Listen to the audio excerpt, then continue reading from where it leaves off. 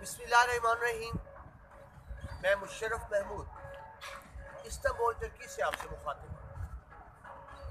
अल्लाह ताला कुरान पाक में फरमाते हैं, और तुम रब की कौन कौन सी नेमतों को झुटलाओगे।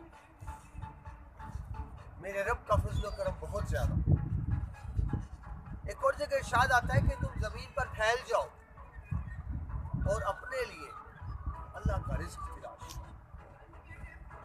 मशहूर माकूला सफर वसीला ज़फर।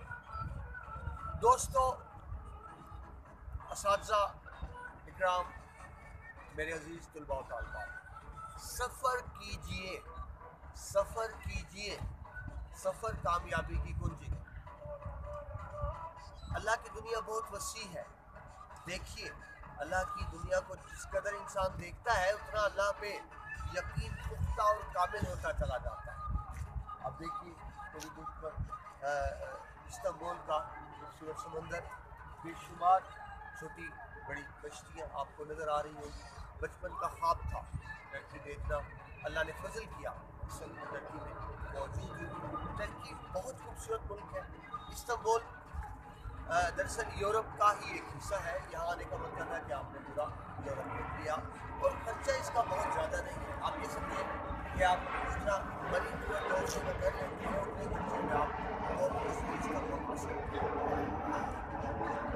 सैर कीजिए, बहुत खूबसूरत मुल्क है, बहुत अच्छा मुल्क है। मैं क्लिप वीडियोस अपलोड करूँगा कि टर्की पे आप किस तरह आ सकते हैं, किस तरह आसानी से आ सकते हैं, किस तरह आप टर्की का वीज़ा हासिल कर सकते हैं, टर्की में आप किस किस जगह पर ठहरेंगे और किन किन मकामात की आप सैर कर सकते हैं जिसमें आपका बजट कम लगे और आप ज़्यादा लुत्फ़ उठा सकते। मैं बार बार अर्ज़ करता हूँ, हमारा सबसे बड़ा मसला ये है, हम ख्वाब नहीं देखते।